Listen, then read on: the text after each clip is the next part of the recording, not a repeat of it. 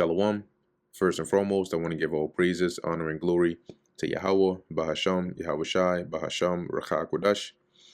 Double honors to the elders and the apostles of Great Millstone, and peace and blessings to the elect. And today we're going to go into the book of Deuteronomy, the 8th chapter. All the commandments which I command thee this day shall ye observe to do, that ye may live and multiply and go in and possess the land which the Lord Yahweh sware unto your fathers.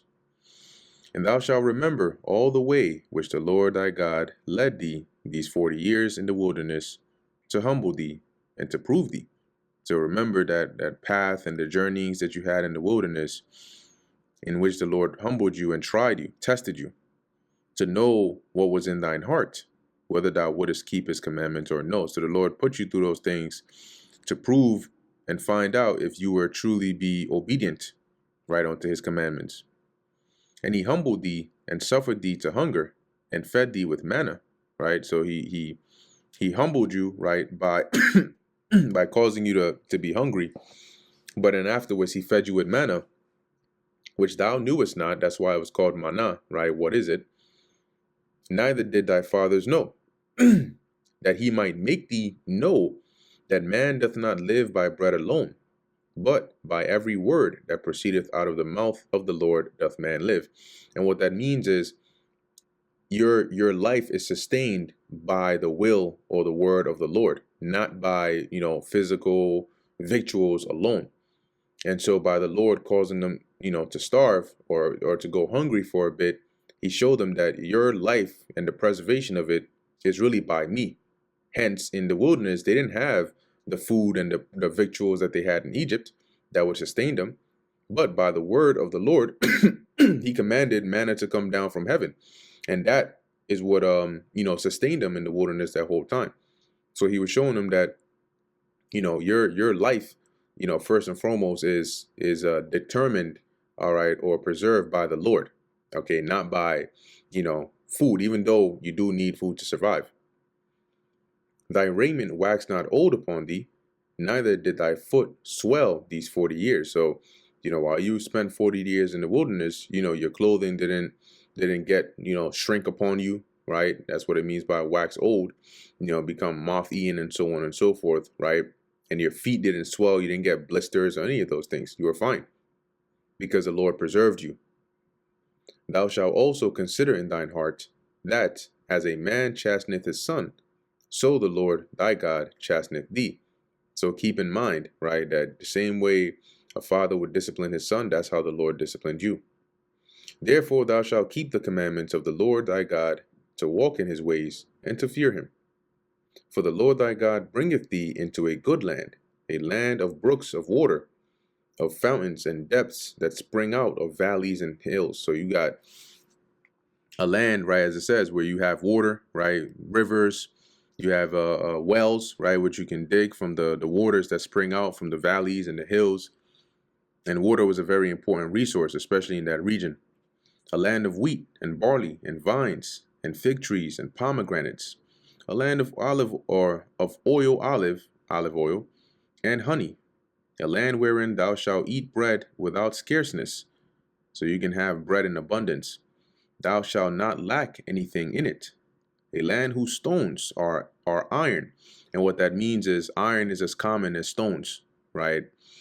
And out of whose hills thou mayest dig brass. So it was rich in these metals. When thou hast eaten and art full, then thou shalt bless the Lord thy God for the good land which he hath given thee. Beware that thou forget not the Lord thy God in not keeping his commandments and his judgments and his statutes, which I command thee this day. Lest when thou hast eaten and art full, and hast built goodly houses and dwelt therein. Now the eaten and art full doesn't mean like, literally, but it means like you've had enough to where you're satisfied now in terms of not wanting or lacking in anything. And you now have houses and, everything is now nice and set up. Be careful that you don't get too comfortable and complacent that you start to forget the Lord. And when thy herds and thy flocks multiply, and thy silver and thy gold is multiplied, and all that thou hast is multiplied, then thine heart be lifted up, and thou forget the Lord thy God, which brought thee forth out of the land of Egypt from the house of bondage, who led thee through that great and terrible wilderness, wherein were fiery serpents, i.e. poisonous snakes, and scorpions, and drought, where there was no water, who brought thee forth water out of the rock of flint. Right? So don't forget, this is the God who delivered you.